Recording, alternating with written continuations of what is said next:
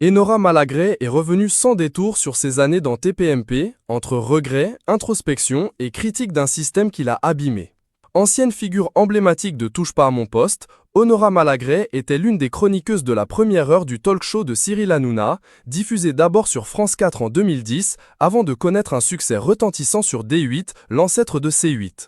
Après plusieurs saisons et des records d'audience, Enora Malagré a décidé de claquer la porte de l'émission en 2017. Cela fait plusieurs mois que je me pose des questions sur mon avenir à la télévision et sur ma place dans Touche pas à mon poste. Je crois justement que je n'y trouve plus ma place. Alors je vous annonce ce soir que je quitte officiellement Touche pas à mon poste. Avait-elle annoncé à l'époque sur ses réseaux sociaux. Enora Malagré. J'ai fait une carrière n'importe comment. Aujourd'hui, Enora revient sans détour sur cette période de sa carrière dans un entretien accordé aux médias Néo et Lou.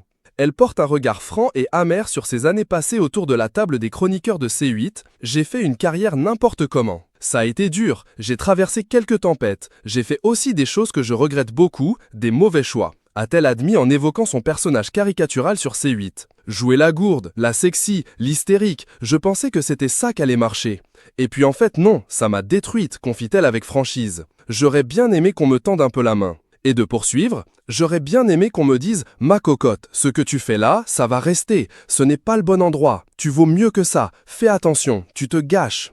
J'aurais bien aimé qu'on me tende un peu la main. Désormais tournée vers le théâtre, où elle s'épanouit pleinement, Enora s'est imaginé les conseils qu'elle aurait voulu donner à la jeune femme qu'elle était. Je lui dirais, à cette jeune fille, de s'accrocher et de rester dans le théâtre. Je lui dirais « Ne va pas dans la télé, tu vas y perdre trop, tu vas perdre toute ta force, on va tout te prendre et on ne va pas te laisser grand-chose. » C'est difficile de se dire qu'on a participé au sexisme collectif. Parmi ses plus gros regrets, Enora Malagré reconnaît avoir fait des bêtises et n'élude pas sa part de responsabilité dans l'image qu'elle véhiculait. C'est difficile aussi ça, de se dire qu'on a participé, qu'on a fait des erreurs, qu'on a exposé de soi une image qui a participé au sexisme collectif.